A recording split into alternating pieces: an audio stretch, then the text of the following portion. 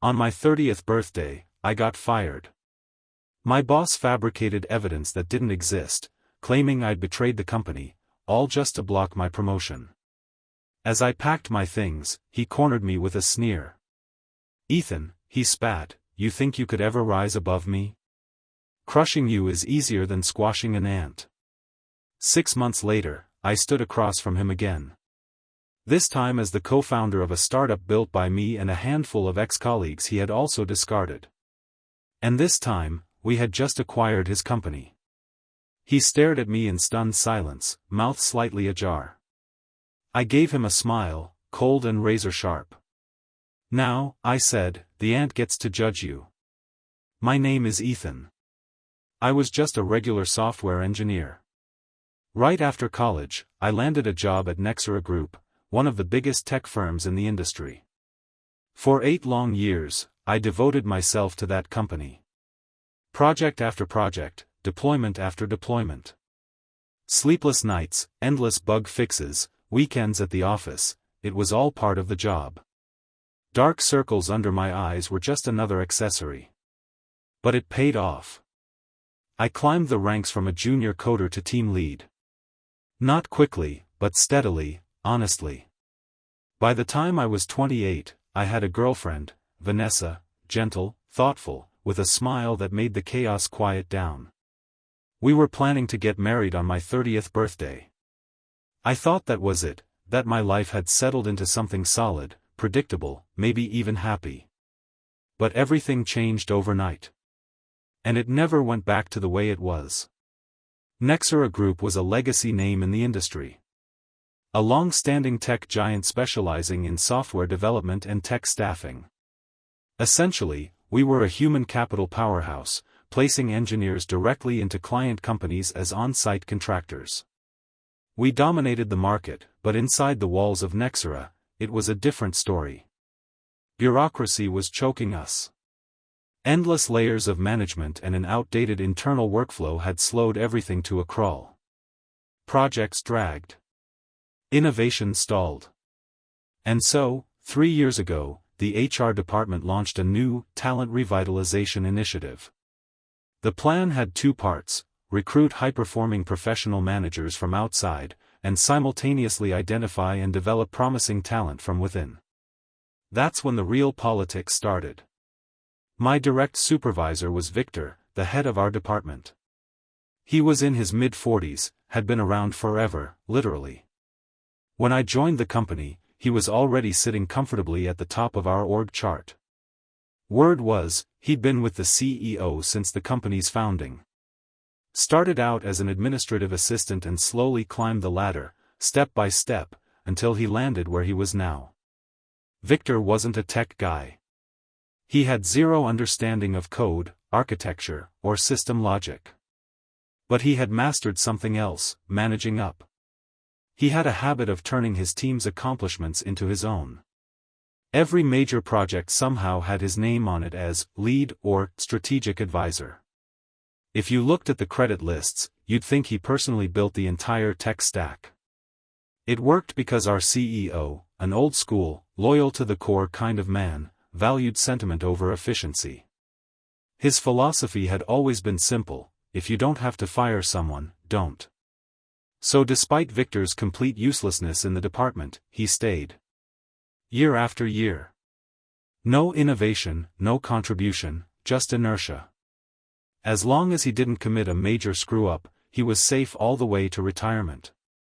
But that unspoken rule, keep the old guard, no matter what, had started to bend in recent years. The broader economy was shifting, and Nexera had no choice but to shift with it. So while HR was busy onboarding shiny new hires and fast-tracking rising stars, they were also quietly working on a second, more brutal initiative: downsizing. After Christmas last year, people across departments started disappearing, one by one. Nobody ever said the word fired. But everyone knew. Whispers filled the hallways. Slack threads turned cautious. The same nervous question looped through every break room. Who's next? The first person to approach me directly about it was Marcus, a 10-year veteran in our department. A steady guy, older than me, the kind who brought his lunch in Tupperware and always kept a framed photo of his kids on his desk. "You're still on good terms with Vanessa in HR, right?" he asked one morning, his voice low like we were trading secrets. "Think you could poke around, maybe find out if they've got a list? See if our department's on it?" I shook my head before he could finish. "Come on, Marcus. Even if she knew, that kind of thing's locked down tight. She wouldn't breathe a word, especially not to me." He frowned, clearly disappointed, but not surprised. Then he drifted into a soft monologue, more to himself than to me. "Man, I can't afford to get cut. I've got a mortgage, 2 kids, my mom's living with us now. I'm not young anymore. You know how bad the market is out there." I didn't say anything. Because in that moment, I wasn't thinking about Marcus. I was thinking about the meeting Vanessa had asked me into that afternoon, just the two of us, behind closed doors in one of the glass conference rooms. "Everything we talk about today falls under personnel confidentiality," Vanessa said as she closed the door behind me. Her voice was calm but formal, HR mode fully activated. "Until it's officially announced, you're not to speak about this with anyone. Understood?" I nodded. Then she smiled, just barely, and the shift in her expression was like sunlight cutting through office-grade blinds. "Congratulations," she said. "You're getting promoted." Vanessa wasn't just the HR rep. She was also my girlfriend. And no one at Nexera knew. We'd always kept it low-key, no office flirting, no shared lunches, not even walking out together. But secrets have a way of slipping. One evening after work, we were having dinner at a quiet little bistro when Marcus showed up, of all people. We didn't panic. We just smiled, waved, invited him over for a minute. I told him we were grabbing dinner to celebrate something she'd helped me with on a project. It was technically true, just not the whole truth. Marcus, bless him, was too decent and too tired to read between the lines. He nodded, said something polite, and let it go. Still, after that, Vanessa started asking questions. Not about Marcus, but about us. About the future. "You know the company policy," she said one night, head resting on my shoulder.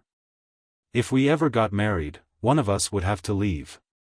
Conflict of interest clause. I've been thinking, maybe this is the right time for me to explore other options." She blinked up at me, eyes wide and searching. I reached out and brushed a strand of hair behind her ear. "Come on, don't be silly. If anyone's leaving, it's me," I said, smiling. "You've got a solid role here. You're respected, you're stable. I've already been at Nexera 8 years. If I don't get that promotion next year, I'll start looking elsewhere. And if that doesn't work..." I paused, just long enough to feel my heart beat once against the silence. "I've still got that side project I've been working on after hours. You know the one.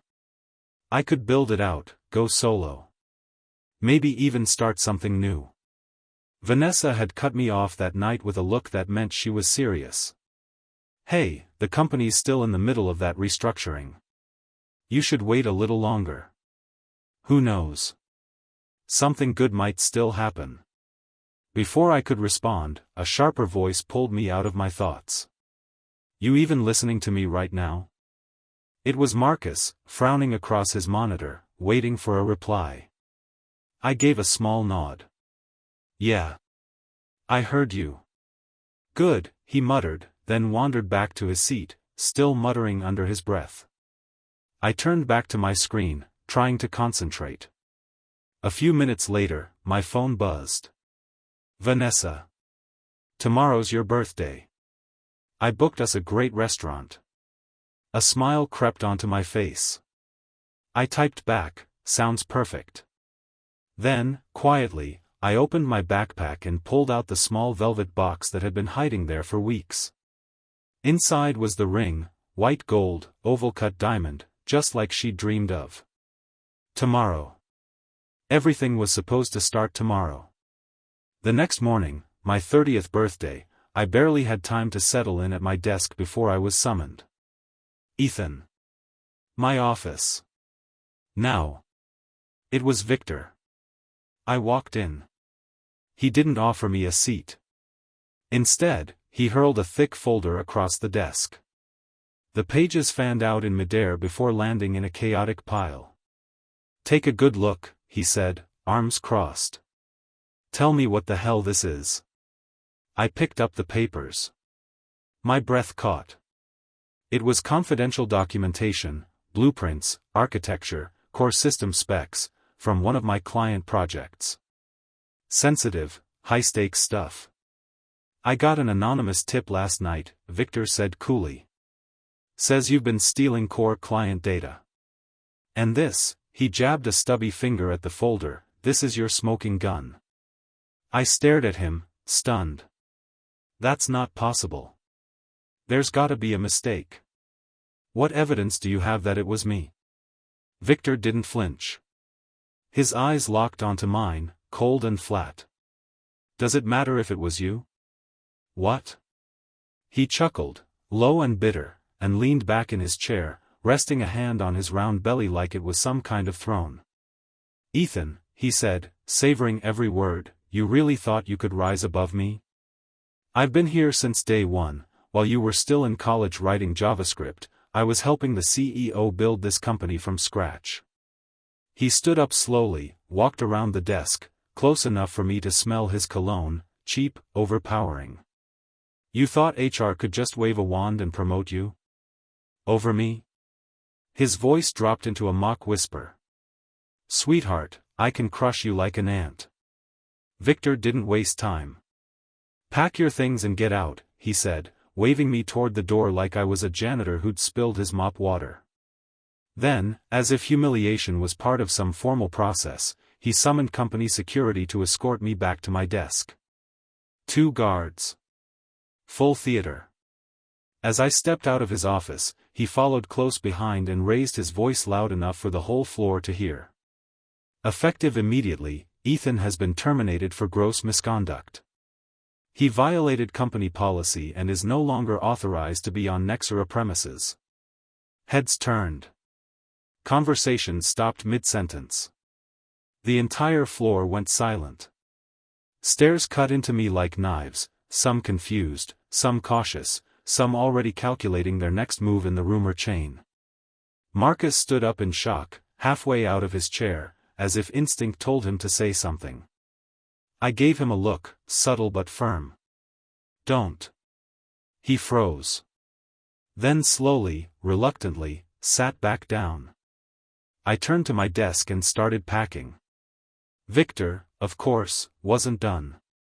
He raised his voice again, addressing the guards like he was directing a petty crime scene. "Keep your eyes on him. This guy's got sticky fingers. Known for stealing." Then he leaned in close to me, just enough so that no one else could hear, and whispered, smug and venomous. "Look at you now. Pathetic. You're nothing but a failure." That evening, I still went to the restaurant Vanessa had booked. It was her favorite place, soft lighting, pressed linens, a corner booth with just enough privacy to feel like the rest of the world had gone quiet. She was already there, sitting upright but pale, wringing her fingers under the tablecloth. The moment she saw me, her eyes filled. "I'm so sorry," she whispered, her voice cracking. "I had no idea. I swear, Ethan, if I'd known what was coming, I would have told you." I sat down across from her, reached out, and gently touched her head the way I always did when she was overwhelmed. "It's okay," I said softly. "None of this is your fault. And even if you had known, you couldn't have told me. Not without breaking your ethics." She nodded, biting her lip, eyes glossy. I didn't say anything else. We just sat there, in the warm hush of that too-nice restaurant, pretending, for now, that everything hadn't just collapsed. "What are you going to do next?" Vanessa asked gently, her voice low but steady. "Have you figured out where you'll go?" I shook my head. Not yet. But, there's something I can't stop thinking about. She tilted her head, concerned. I was always careful, I said. Really careful. That core system documentation? It was only ever stored on my laptop. And I take that thing everywhere. I never leave it behind, not even for a minute. Vanessa started to speak, but I could already feel my thoughts spiraling. How the hell did he get those files? I muttered. Stop, she said, cutting me off before the paranoia could settle in. Today's your birthday. Let's just eat, okay? I looked down at the table. The food was perfect, she'd clearly planned this carefully. Every dish was something I liked. My hand moved instinctively toward the inside pocket of my bag, where a small velvet box lay hidden. The ring. I'd planned to ask her tonight. To propose. But the moment had turned sour, no longer right, no longer clean. I let out a quiet sigh and pulled my hand back. Just then, my phone buzzed. Marcus. I just got laid off, he said. Later that evening, after I walked Vanessa home, I met him at a dive bar near his apartment. When I arrived, he was already 3 drinks deep, slurring, red-eyed, barely upright. A man crumbling from the inside out. As soon as he saw me, he stumbled toward me and grabbed my arm. They said I've had poor performance for years, he said, half sobbing. That's what HR told me. Low performance reviews.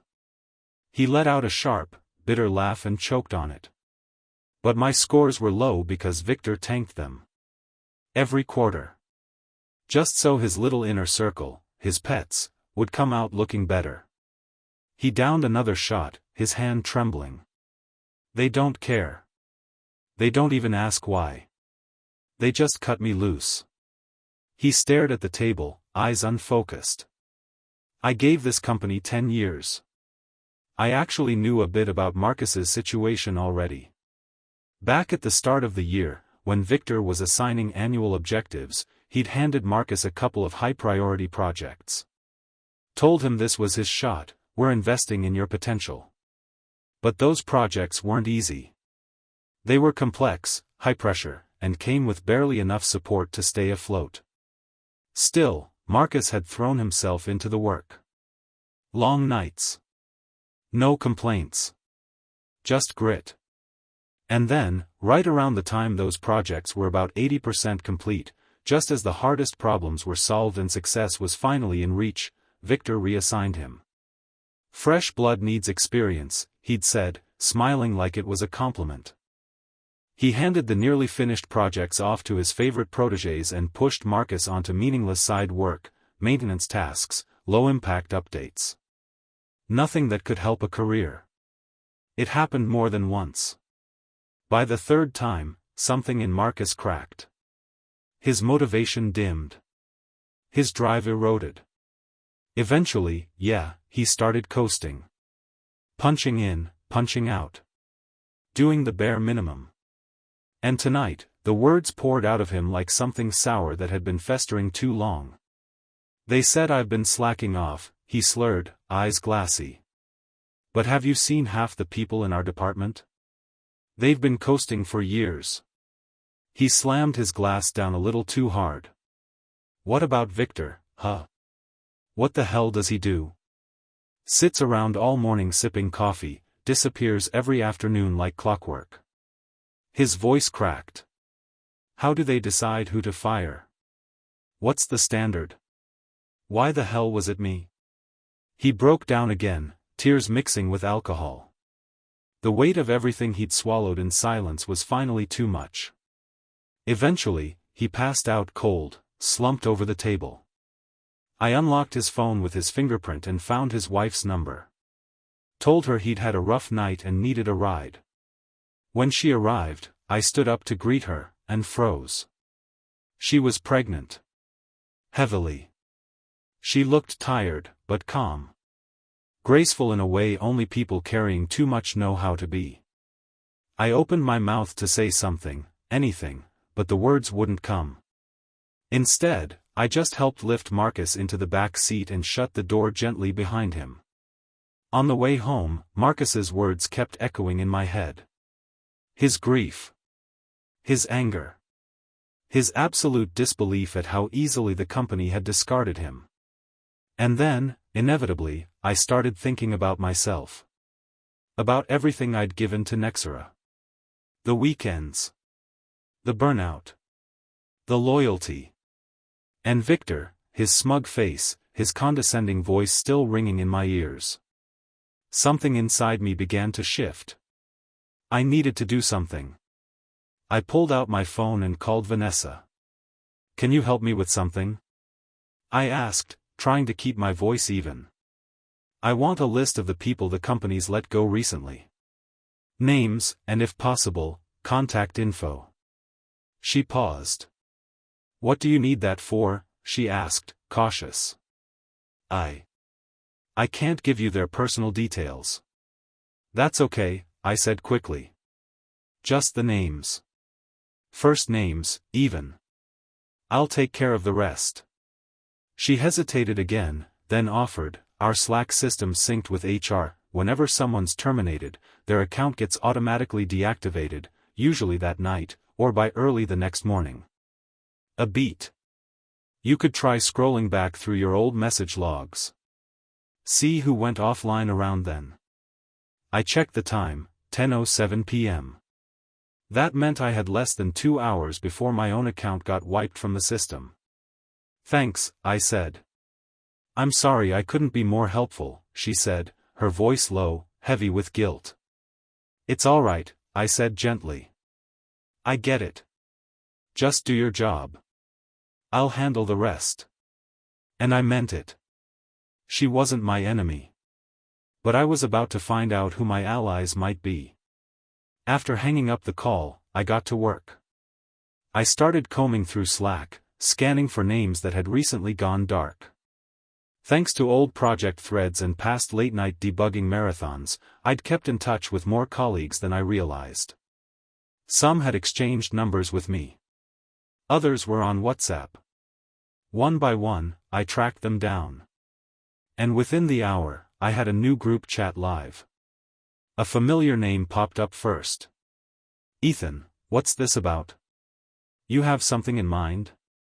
"Yeah," I replied. "I'm just gonna say it straight. I have a plan." I laid it out simply.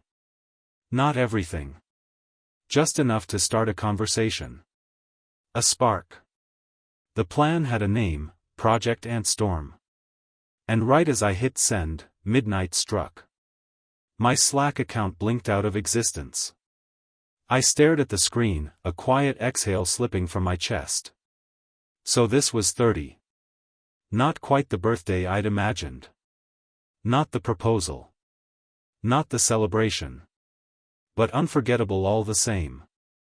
And somewhere else in the city, Vanessa wasn't alone. She lay curled in someone else's arms. Victor's. "I didn't give Ethan the list," she said softly, her head resting on his shoulder. "But I think he's planning something. He asked for names." Victor gave a lazy chuckle and pulled her closer. "Sweetheart," he said, "what's he gonna do? That guy's been a spineless pushover his whole life. Trust me. He's not a threat." Outside, the city pulsed and moved as it always had. But the gears of fate had begun to turn.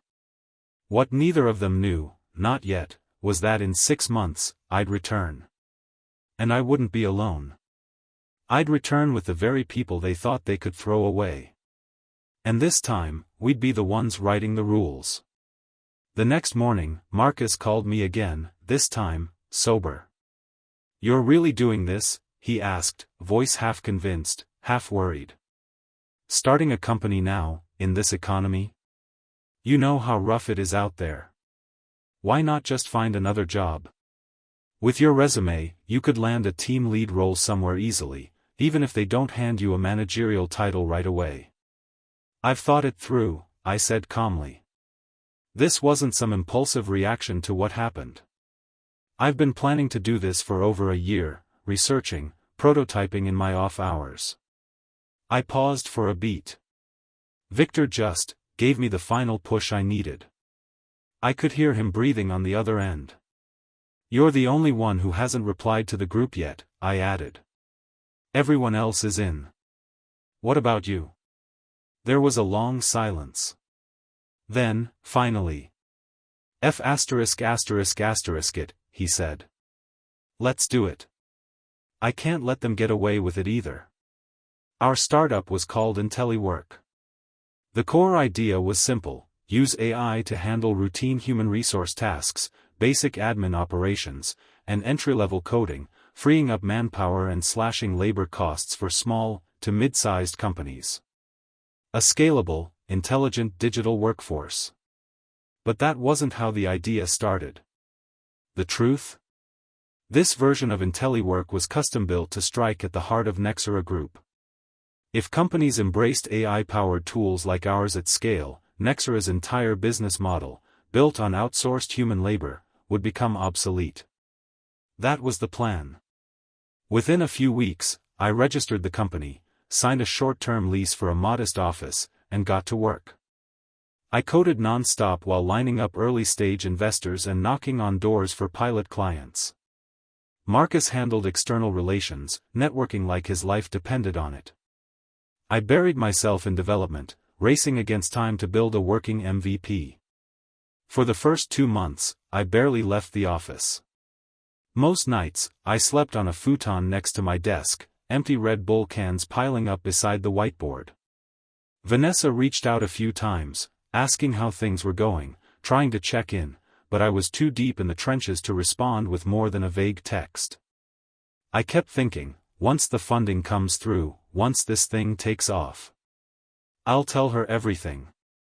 I'll surprise her. And it was starting to work. Our internal prototype was up and running, basic, but solid. The back end was holding, and initial feedback from sandbox testing was promising. Once we had some real client data and capital lined up, we'd be able to push full steam ahead. Marcus was delivering too. He'd spoken with a handful of companies, and several were already showing strong interest. Some wanted demos. Some were asking for partnership models. Momentum was building. The team could feel it. And for the first time in a long time, so could I. "Don't forget," Marcus said, leaning back in the chair across from my desk. "We've got that meeting with Titans East Corp tomorrow morning. Big one." "Already on it," I said, pulling a flash drive from the drawer and giving it a little shake. "Everything's loaded. Polished. Triple-checked. I'm crashing at the office tonight just to be safe." He grinned. "Good. I'll swing by your place later and bring a suit. Something sharp.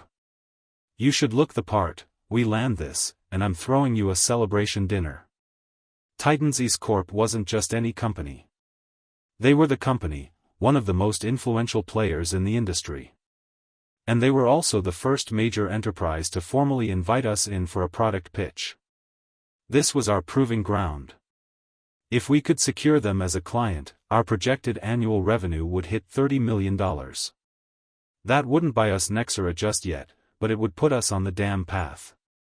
I must have passed out on the office couch sometime after midnight. Exhaustion had finally caught up to me. When my alarm jerked me awake the next morning, the sun was already creeping through the blinds. Marcus was gone, but he'd left the suit neatly laid out on the couch, along with the flash drive. Everything was ready. I changed, grabbed my things, and headed straight to the Titans East building. Their front desk team was expecting me. After a short wait in the lounge, a young woman entered. "Good morning," she said with a professional smile.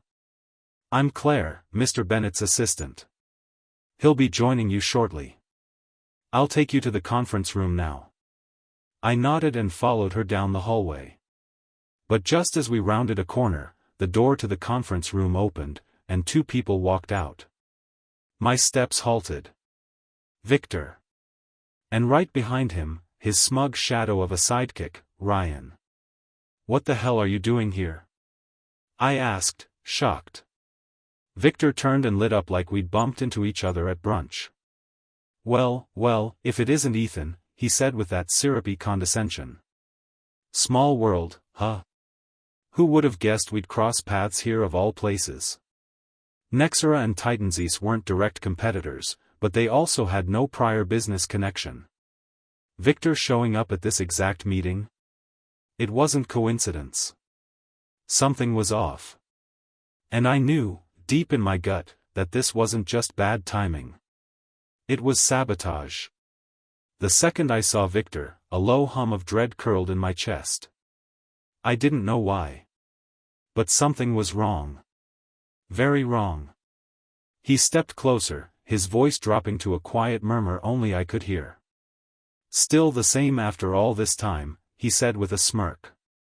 Still so naive. Then he laughed, loud, performative, and strolled off with Ryan at his side like he owned the floor. Claire glanced at me, puzzled. You two know each other? I gave a small nod but said nothing. The conference room was already filling up. 6 people were seated around the polished table. I exchanged a quick handshake with Mr. Bennett, the senior VP, then launched straight into the presentation. Our app integrates seamlessly with your existing system, I explained, projecting calm I no longer felt. Beyond our built-in capabilities, we also offer tailored feature upgrades based on your internal workflows. I clicked through the opening slides, company overview, core features, initial testing benchmarks. Everything was going smoothly, until Bennett suddenly raised a hand. One moment, please, he said. I paused mid-sentence. He leaned forward slightly. Just to clarify, this app. Is it entirely developed in-house by your team? Of course, I said. This was a ground-up build. I've been developing the framework for over a year, and our team executed the core build in the last 3 months. But before I could finish, someone else spoke, cutting in from my left. A man in his 50s. Stern expression. Thick gray hair. His voice was cold. Mr. Cole, he said, I have to admit. I didn't expect a man your age to already have a reputation for theft. My chest tightened. Excuse me? I asked, confused. What are you talking about? He sneered. Don't play dumb. Your former boss Victor just gave us a full rundown of their new AI product this morning. Mentioned in passing that they recently had to terminate an employee for stealing sensitive client data. Then he narrowed his eyes. Didn't realize he meant you. I stood frozen. I didn't steal anything, I said firmly, trying to keep my voice steady. But the man just scoffed, and with theatrical contempt, he tossed a printed packet onto the table in front of me. Then maybe you'd like to explain this, he said. I picked up the document. The cover page read. Nexera Group, AI Product Overview. Lead Developer, Victor Blackwell. My blood ran cold. Same architecture. Same keywords. Same structure I'd written in our internal design specs, down to the formatting. My hands tightened around the paper. Victor hadn't just sabotaged me. He'd stolen my work, and claimed it as his own. When I opened the next page of the document, my heart dropped. Aside from the company name, the branding, and a few cosmetic tweaks to font and color palette, the core content was identical. Feature by feature. Module by module. The product description on the page mirrored our app's architecture exactly. This can't be real, I muttered, breath catching in my throat. It's not possible. I stared at it in disbelief. This wasn't just a team effort. Yes, the app had been built with help, but the foundational logic, the critical architecture, the presentation deck for today's pitch, those were mine. I developed every piece with my own hands over the past year. There was no way it could have leaked. No way Victor could have gotten his hands on it. Unless. A low voice snapped me out of my spiral. I think that's enough for today, Bennett said, calm but unmistakably cold. Claire, please show Mr. Cole out. I walked out of Titan's in a daze. The world outside looked the same, people walking, horns honking, a coffee truck parked across the street, but inside, my brain was static. How had this happened? I didn't even notice my phone vibrating until the second ring. It was one of the team members. How'd it go? He asked, his voice full of hope. I opened my mouth, but nothing came out. After a long pause, I just mumbled, yeah. He took it as a yes. That's amazing. I knew it, once you pitched it yourself, it was a done deal. He laughed with relief. Oh, by the way, quick update. Marcus didn't show up to the office today. None of us could get a hold of him either. A chill began to settle in my spine. We were just about to head to the celebration dinner, he continued. You want to try calling him? Marcus hadn't come in. Then when had he dropped off the suit? I rewound the memory. Last night. Late. I was half asleep. The suit had been laid neatly on the couch, alongside the flash drive. Wait. That flash drive. I was sure I'd left it in the drawer. Suddenly, something inside me snapped. A single, invisible thread broke in the back of my mind, unleashing a flood of disbelief, betrayal, and dread. No. No. It can't be. But the feeling wouldn't leave. It clawed at my chest, twisting, demanding attention. You okay? The teammate asked. I forced my voice into something resembling normal. Yeah. I'll give him a call. You all go ahead, I'll catch up. We hung up. I immediately called Marcus. No answer. I drove to Marcus's place. His wife answered the door, her round belly visible beneath a loose sweater. She looked surprised to see me. Is Marcus home? I asked, trying to keep my voice light. She tilted her head. He said he was going out with you guys, for the celebration dinner. Weren't you all meeting up? I hesitated, searching her face. She looked genuinely confused, and heavily pregnant. This wasn't the time to alarm her. Ah, right. I just got back from a different meeting and thought I'd swing by and pick him up, I lied. No worries. You take care, okay? She smiled politely and closed the door. I walked back to my car, each step heavier than the last. Back in the driver's seat, I called one of the team members. Marcus isn't feeling well, I said. Let's just say today didn't go as planned. Before they could press for details, I added, but you've all worked hard. Go enjoy the dinner. Company's covering it. Call it team bonding instead of a win. Someone offered to wait for me, I declined, saying I had something urgent to deal with. No one questioned it. They were good people. Trusting. And I hated that I might have to break that trust soon. Back at home, I collapsed onto the couch. My mind spun through the last 24 hours like a reel stuck on fast forward. The flash drive. The suit. Victor's identical presentation. It was all right there. Even if I didn't want to admit it, especially if I didn't want to admit it, I knew. I knew what must have happened. Marcus. He must have taken the drive while I was asleep. Given it to Victor. Put it back like nothing happened. Let me walk into that meeting like a lamb to slaughter. But why? What did he gain from this? Money? Revenge? Jealousy? Then something even darker struck me. The files were encrypted. Flash drive or not, no one could have opened them, unless they had the password. And I never told Marcus the password. Never. So how the hell did he get in? My phone buzzed. It was Vanessa. Her voice was soft, almost pleading.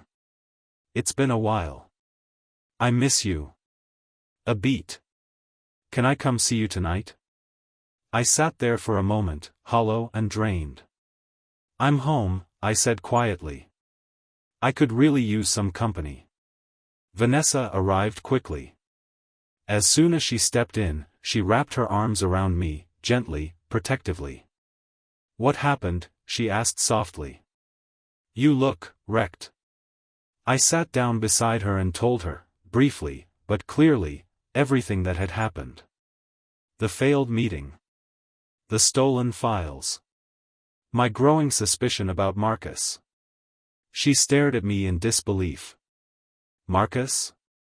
That doesn't make sense. I know, I said. That's what I've been turning over in my head. He knows exactly what kind of person Victor is. Why would he hand something over to him? I paused. But there's something else I can't wrap my head around. I looked her directly in the eye. He got the password. She blinked. What do you mean? The files were encrypted. That flash drive wasn't just plug and play. I used a password. What was it? Our anniversary date. Vanessa froze. Her hand instinctively covered her mouth. You used that as a password? She hesitated, then added, maybe you mentioned it once without realizing? Or maybe he just kept guessing random dates and somehow got lucky? I shook my head. 6 digits, Vanessa. Even if he knew it was a date, the odds of hitting the right one in 3 tries is next to impossible. She furrowed her brow. How do you know he only tried 3 times?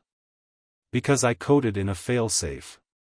If someone enters the wrong password more than 3 times, the system automatically uploads the contents to my cloud and wipes the local drive. I also get a real-time alert. I leaned back, exhaling slowly. I never got an alert.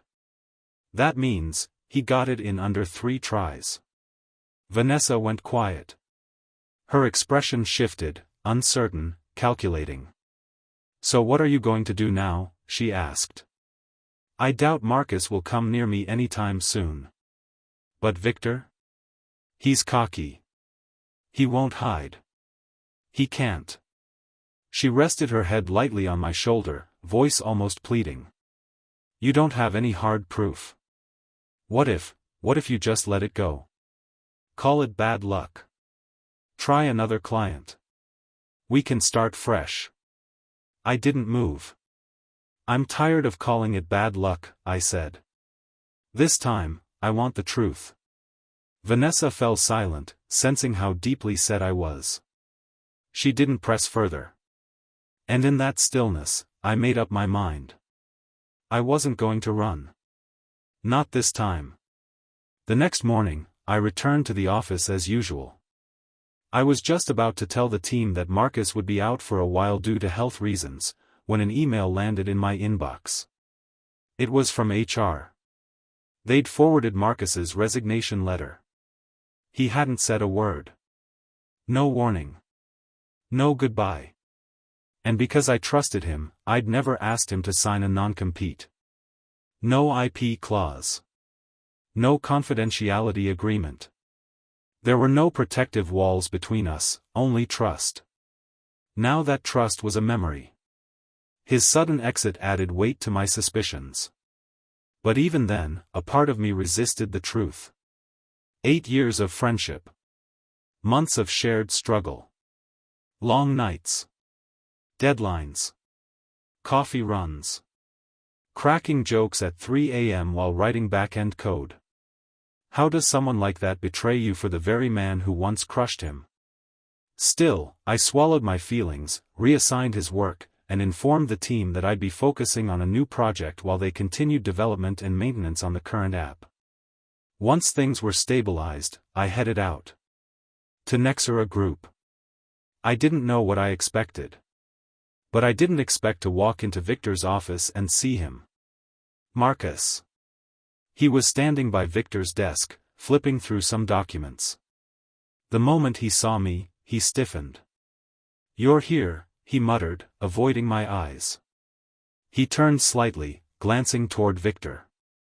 If there's nothing else, I'll get back to work. Victor raised his brows, grinning like a wolf. Don't go, he said with a mock laugh. Come on, Ethan came all this way to visit you. Aren't you two best friends? What's with the cold shoulder? I ignored him. My eyes were locked on Marcus. Tell me the truth, I said, my voice low but steady. What happened? Marcus still wouldn't look at me. Victor leaned back in his chair, smirking. God, Ethan. You really thought a little app could take me down? Could take us down? He laughed, sharp and ugly. How's it feel, getting stabbed in the back by your own friend? But I didn't need Victor to say it. I'd already seen it in Marcus's eyes. The hesitation. The shame. He was guilty. And now, finally, I let the truth settle in. But I still needed to understand. Why? I asked again, almost pleading. Why did you do it? Marcus looked up. His eyes were damp, but his face was tired. Hollowed out. I'm sorry, Ethan, he said, his voice barely above a whisper. I really am. But you and I, we're different. You have no one to worry about. You live on your own. You can take risks. If it all goes under, you'll bounce back. He looked down again.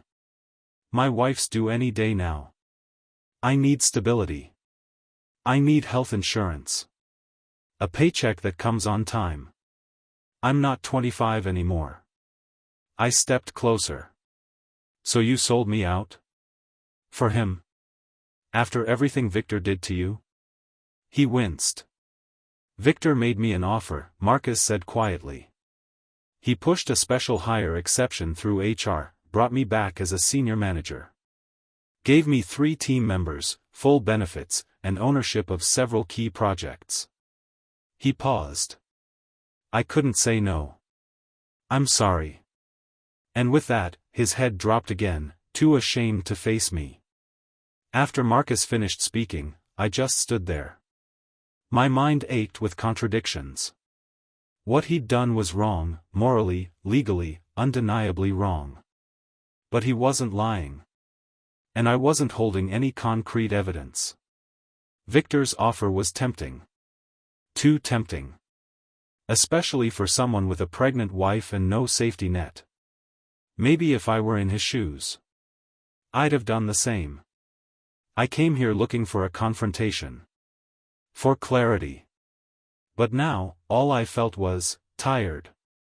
I turned and walked toward the office door, not knowing what to say, or whether saying anything would even matter anymore. Just before leaving, I stopped and looked back at Marcus one last time. There's one thing I still don't get, I said quietly. The password. How did you guess it? Marcus frowned. What password? His confusion seemed real. Before I could push further, a pair of security guards appeared behind me. Victor, of course. He didn't say a word, just gave a smug nod toward the door. The guards escorted me out. I stepped into the wind, numb. He really didn't know? That expression, it wasn't fake. He looked genuinely surprised. Confused, even. But if it wasn't Marcus? There was only one other person who had access to that flash drive. Ryan, Victor's fresh-out-of-college assistant. But Ryan was new. He barely knew me. He certainly wouldn't know something as personal as my relationship anniversary. And then it hit me. Victor. But how would he know? My breath caught. The air around me shifted, sharp and wrong. My phone buzzed. A message from Marcus. I know I betrayed you. I'm sorry. Please, for the sake of my wife and baby, let it go. I really need this job. And about the password. I swear, I have no idea what you're talking about. I read it twice. His words lined up with his face earlier. He wasn't lying. But if neither of them knew the password, Then who the hell did? And suddenly, everything made a sick, shattering kind of sense. A single, unbearable possibility exploded in my head like a detonated charge. Panic twisted in my chest. Then, as if on cue, my phone rang again. Unknown number. I picked up. Hello? Hi, a calm voice replied. Is this Mr. Cole? This is Claire, from Titans East Corporation. Do you remember me? Of course, I said, voice tight. You're Mr. Bennett's assistant. What's this about? I'd like to speak with you. In person. There's something you need to know. I glanced at the time. I can be there in an hour. Text me the location. Will do. She hung up. I stood there for a moment, staring at my screen. Then I let out a long, bitter breath. Whatever truth was waiting. I was done running from it. Claire and I met at a quiet cafe just down the street from the Titans East building. She was already seated when I arrived, neatly dressed, hands folded on the table, a coffee in front of her untouched. I sat down across from her. Did Mr. Bennett ask you to contact me? I asked, trying to guess where this was headed. Is this about what happened during the pitch? Are you following up on that? She shook her head quickly. No. This wasn't his idea. He doesn't know I'm here. I wanted to speak with you first, before deciding how to report it. Claire looked at me with surprising sincerity, calm, composed, but something flickering beneath it. Conscience, maybe. All right, I said carefully. What is it you want to talk about? She leaned forward slightly. The real one who stole the idea, she said, was Victor, wasn't it? The words hit like a fist to the chest. For 2 days, I'd been circling the truth, alone.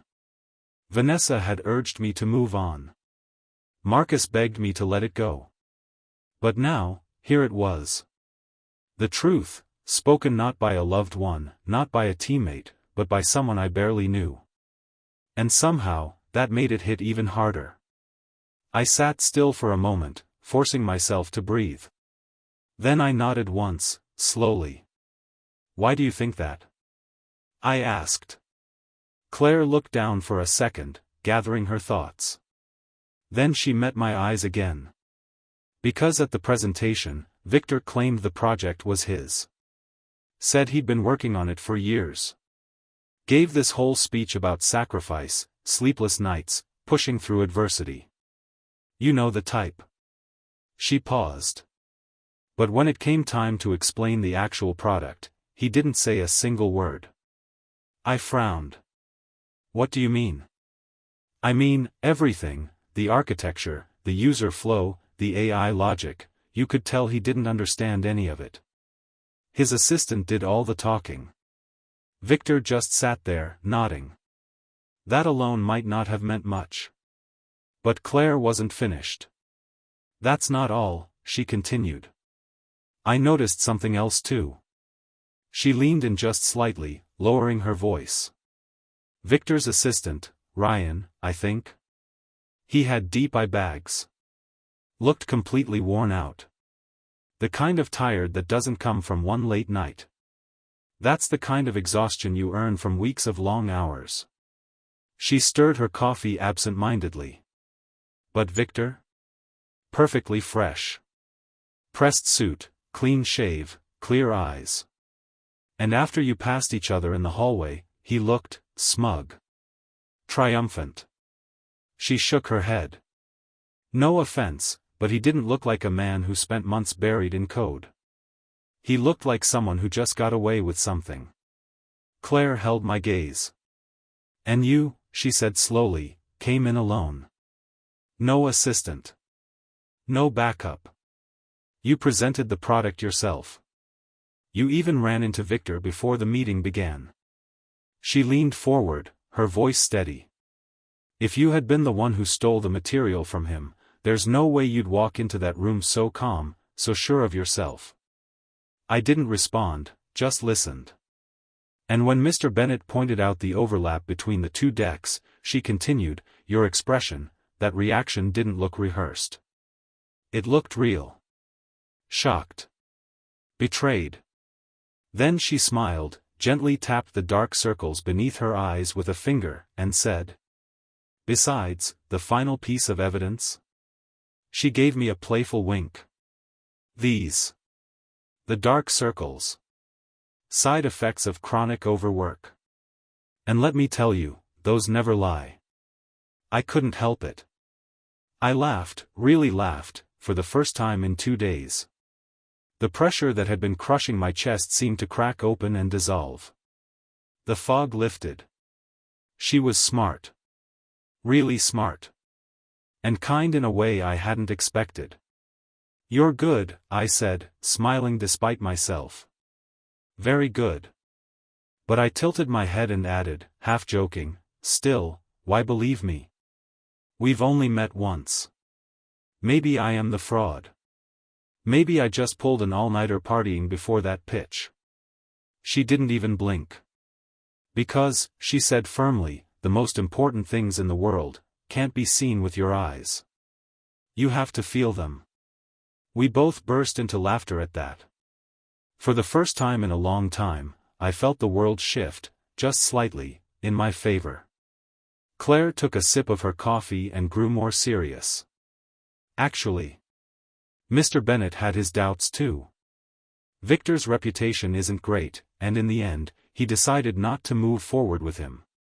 So technically, you didn't lose the deal.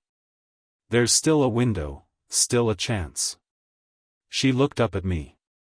"What are you going to do next?" I didn't hesitate. "I'm going to make them pay," I said quietly. "Everyone who betrayed me. Everyone who tried to destroy me. They're going to face consequences." Claire blinked her wide, perceptive eyes. "Then, is there anything I can do to help?" I raised an eyebrow. "Why would you want to help me?" She straightened up and delivered her answer like a line from a movie, dead serious, full of conviction. "Because justice may be late," she said, "but it never skips the scene." We both laughed again. But underneath it, we both knew. The second act was about to begin. Claire and I regrouped and agreed that Ryan was the key. "He probably knows where the deck came from," she said. "Let me try talking to him." I nodded. "He's Victor's assistant. If anyone saw how that presentation came together, it's him." Claire also insisted I stay away from Nexera for the time being. "Too risky," she warned. "You showing up might tip them off. Let me try to schedule a proper meeting with Mr. Bennet. You deserve a chance to clear your name." I agreed, but added, "Just clearing my name isn't enough. I need to show them what I'm really building." So we split up. I returned to my company, pushed forward on the app, and added new features, real innovation. I needed the product to speak for itself. Meanwhile, Claire reached out to Ryan. To my surprise, it didn't take long, she brought him straight to me. Ryan stood awkwardly in the doorway, visibly uncomfortable. But the first words out of his mouth caught me completely off guard. "I'm sorry," he said quietly. "I didn't know the product came from your company." I stared at him for a beat. "It's all right. I'm not blaming you. But I do need to know, what exactly happened." He nodded and sat down, shoulders tense. "Victor gave me the flash drive the night before the Titans East meeting," he said. "He told me to go through everything, study the app, understand every feature, and get familiar with the slides. Then I was supposed to reformat the whole thing to look like it was from our company. He even had me backdate the timeline." He glanced up, ashamed. "I worked on it all night." I thought, well, I didn't know what it really was. I exhaled slowly. "What about the password?" Ryan hesitated, then said, "There was a lock on the flash drive. When I told Victor, he made a call, don't know to who, but then he read me 3 sets of numbers over the phone. The third one worked. He had me pull the files and then took the drive back. My heartbeat picked up. Something in my chest clenched, hard. I forced myself to keep still. You remember those 3 numbers? I asked, my voice tight. Ryan nodded without hesitation. Yeah. The first was your birthday. My breath caught. The second was Vanessa's birthday. My hands curled slowly into fists. And the third? He hesitated slightly. Was your relationship anniversary. The room spun. For a moment, I forgot how to breathe. I stared at him, unable to speak, because there was only one person on this planet, aside from me, who knew all 3 of those dates. Vanessa. My girlfriend. The woman I had almost proposed to. The woman who held me in her arms 2 nights ago and told me to let it go. The woman who told me to forget about the betrayal. Suddenly, the nausea surged. The kind that didn't come from food or fatigue, but from truth. My stomach twisted violently. My chest burned. I was seconds away from throwing up. You okay? Claire asked gently, her voice full of concern. I must have looked worse than I realized. I'm fine, I lied, forcing down the nausea, pushing the revelation deep enough to stay upright. I turned to Ryan. Can I ask you something? Anything, he said without hesitation. Back at Nexera, when Victor was always breathing down my neck, you were the only one who ever had my back. You taught me a lot. If I can return the favor, I will. I nodded, my voice steady despite the chaos inside. Come work with me. Ryan looked up. His eyes, bright, young, honest, met mine without a flicker of doubt. Yeah, he said, without pause. I'm in. Just like that, Project Antstorm had a new member. Ryan may have been fresh out of school, but the kid had something rare: intuition, heart, and drive. He didn't just contribute, he adapted. Fast. He began taking on administrative tasks almost immediately, processing team invoices, cleaning up documentation, organizing schedules. Probably guilt, at first. But eventually, he became indispensable. He'd once served as Victor's assistant too, not just as a junior staffer, and that meant he knew how Victor worked. One afternoon, after most of the team had left for the day, Ryan dropped by my office. I remembered something, he said, sitting across from me. Not sure if it's useful. But, it felt off. He handed me a notebook. On the first page were addresses, dozens of them. What's this? I asked. Restaurants. The ones Victor submitted for reimbursements while I handled his expense reports. He always filed them under client entertainment, but, honestly, I never saw him with any clients.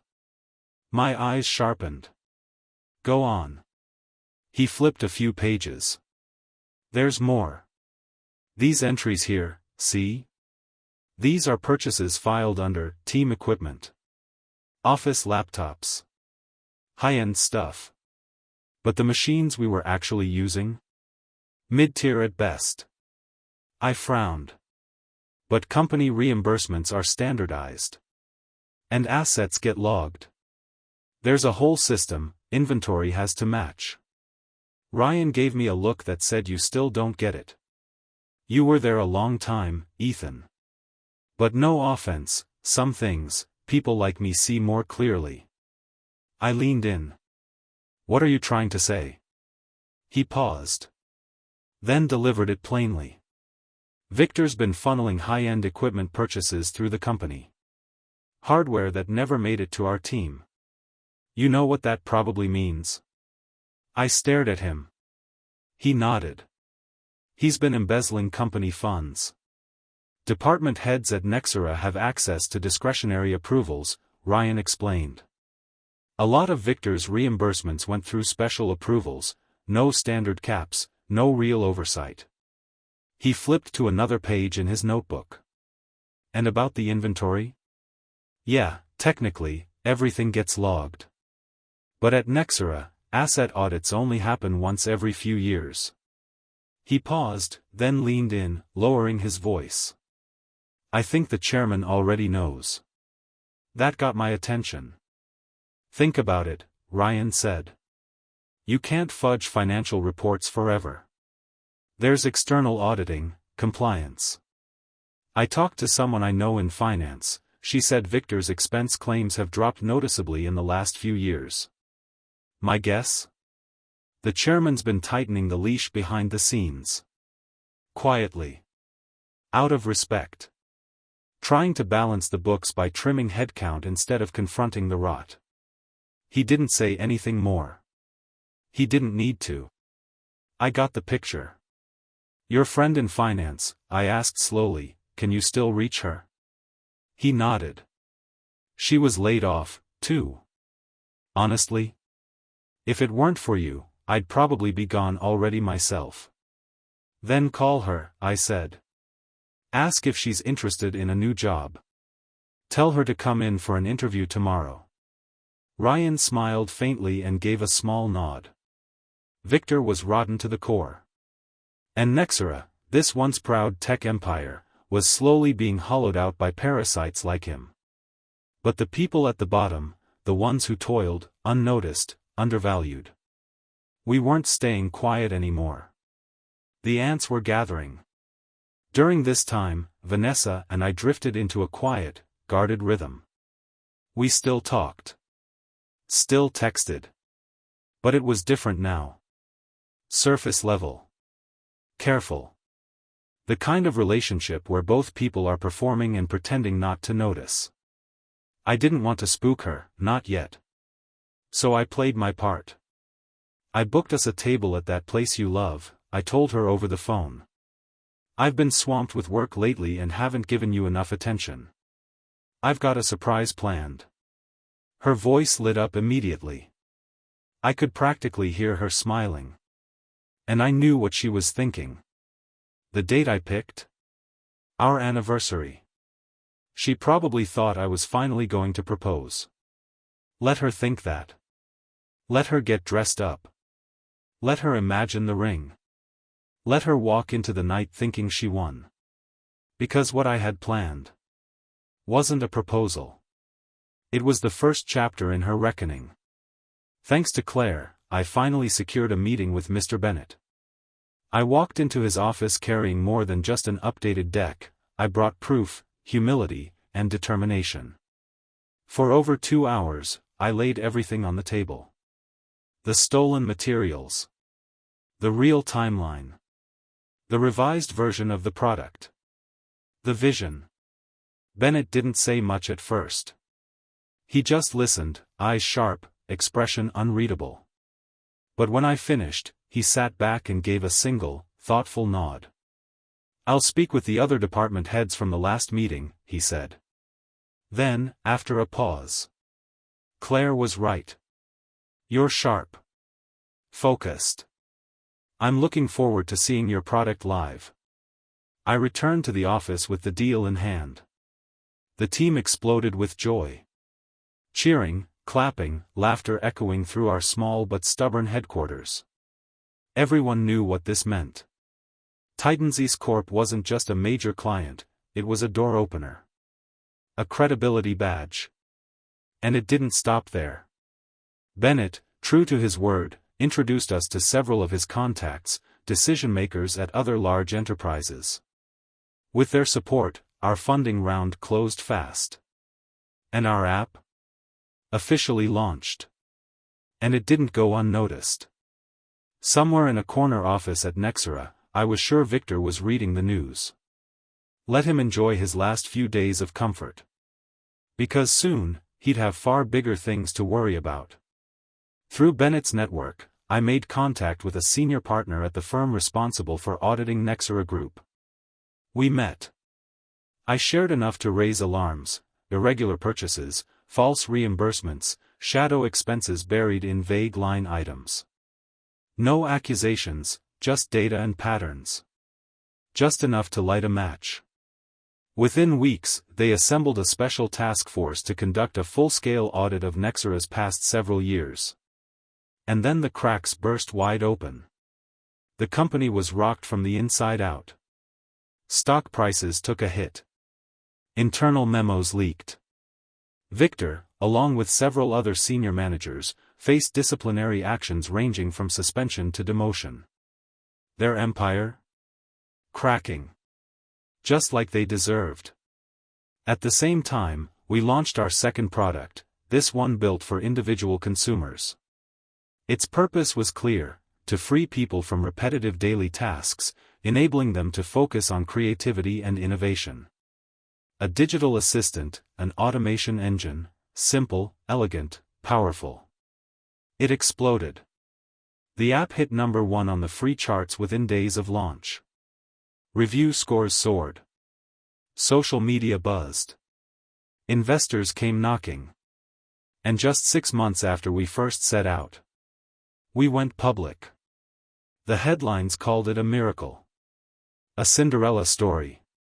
A revenge-fueled rise from startup nobodies to industry legends. But for us, it was just the beginning. Because with our war chest full and our momentum unstoppable, we formally launched the process to acquire Nexera Group. The same company that once tossed us out like trash. Now, we were coming back for it, piece by piece. And this time, we would be the ones writing the rules. When I returned to Nexera Group, I didn't go alone. I brought every single one of my employees with me. Each of us had once been cast aside by this place. Discarded like dead weight. Forgotten. But this time, there were no security guards to block us. No Victor shouting across the lobby. Just his stunned, wide-eyed face, watching as we walked in, one by one. He backed away instinctively, retreating toward a corner like a rat sensing a trap. "What do you all want?" he stammered. "There's so many of you. What, are you here to beat me up?" He tried to laugh, but his voice cracked under the weight of fear. I stepped forward. "Do you remember who we are?" The group formed a line across from him, calm, collected, unshaken. And then, one by one, each person spoke. Their department. Their position. Their name. Every name was one he had once ignored. Dismissed. Mocked. "We're the ones you used to look down on," someone said. "The nobodies. The ants. We were the ones handling the most repetitive, thankless tasks. The people you never saw. The ones you replaced without blinking. No future. No security. Just deadlines. And fear." Victor had pressed himself into the wall by now, shrinking under the weight of everything he'd built on exploitation. I looked him in the eyes. And smiled, cold, sharp, and final. "But even the smallest ants," I said, "have value." I took a step forward. "And today, it's the ants who are here to judge you." Ryan stepped up beside me. "I'm filing a report," he said, his voice steady. "You stole confidential company property. You're going to prison." Victor exploded in panic. "You have nothing. No proof," he screamed, spittle flying. "You can't touch me." A quiet voice spoke from the doorway. "Marcus." He stood tall, holding a small device in one hand. "I have proof." He looked at me. "I recorded everything," he said. "The night Victor asked me to steal the flash drive. I recorded the whole conversation." Victor's face twisted in betrayal. "You snake. You traitor. You think this saves you? You go down with me. You helped me, you'll get charged too. You think anyone's going to hire you after prison? You'll be blacklisted for life." "Marcus," I said, cutting Victor off. I looked at him, steady and grateful. "Thank you. I'll be waiting for you when you come back." Marcus's eyes filled instantly. So did Victor's. But for very different reasons. His knees buckled. And finally, Victor collapsed onto the floor like a deflated balloon of fear and rage, an oozing caricature of power turned pathetic. "But I still don't understand," he choked out. "Why did Bennett believe you? After everything I did, after how far I went, why didn't it work?" I looked down at him. His expensive suit strained against his bloated gut. His hair was damp with sweat. His face looked like melted plastic, warped, greasy, and crumbling. I didn't flinch. "Because," I said quietly, "justice may be late, but it never skips the scene. Vanessa's makeup was flawless tonight. Her dress elegant. Her gaze soft, warm, full of what she likely thought was love. If this had been 6 months ago, I would have believed it. Back then, I would have sworn she was the kindest, most devoted woman on earth. I would have given her everything, my future, my heart, my devotion. But now? Now, as she reached across the table and gently placed her hand on mine, mimicking every gesture of the past, I pulled away. She blinked. "What's wrong?" "I have something to say." Her smile widened, coy and confident. She thought she knew where this was going. She was already playing the role, the soon-to-be CEO's wife. "I'm ready," she said, eyes bright. "Go ahead. Do you know what today is?" "Of course, silly," she giggled softly. "It's our anniversary." "That's right," I said, nodding. "And I've prepared a surprise." Her entire posture lifted. She tried to contain her excitement, tried not to look too thrilled. Her voice dipped into a playful whisper. "What kind of surprise?" "Close your eyes," I said. She obeyed, practically glowing. I guided her gently to the floor-to-ceiling curtain near the back of the room. Behind it, the projector waited. "Okay," I said. "You can open them." She opened her eyes, and gasped. A trail of rose petals carpeted the floor, stretching across the room. Her hand flew to her mouth. "Oh my God, baby, are you going to?" "We're going to watch something together," I said calmly. She froze for a moment, confused. Still smiling, thinking maybe it was one of those cheesy proposal films full of our memories, she turned toward the screen. Then the room filled with sound. Not music. Not a highlight reel. Not love. But moaning. Her voice. Her laugh. Her breathless giggle as she whispered Victor's name. Vanessa screamed. "Are you insane?" She spun toward the screen and darted around the room, searching for a power button, for a remote, anything to shut it down. But there was nothing. I didn't move. I just watched. "Are you crazy?" she shrieked. "No," I said.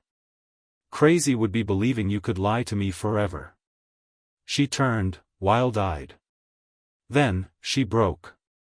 Falling to her knees, she wrapped her arms around my leg. "I'm sorry. Please. I'm so sorry. Just forgive me. I didn't mean to. I wasn't thinking. I messed up." Her tears came fast, like she'd rehearsed them. Her voice cracked with emotion, almost convincing. But it was too late. I looked down at her, quiet. Cold. And I said nothing. Because the screen was still playing. And the truth? Was finally impossible to ignore. My voice held no warmth. Cold. Measured. Just 3 words. "Tell me why." Vanessa saw the look in my eyes, unforgiving, final. She wiped her tears and began speaking, one line at a time. "I made a huge mistake at work. I was supposed to be fired. It was Victor who begged them to let me stay. You were so busy back then. He was always checking in on me, making sure I was okay. I said no, at first, but eventually. You only ever cared about work. You never really saw me. He promised to help me get promoted. Said as long as he was around, I'd be safe in the company. You never thought about what I really needed. I stood still, my heart long gone quiet, and listened to every word. Then I turned around and walked away. Vanessa's voice cracked behind me.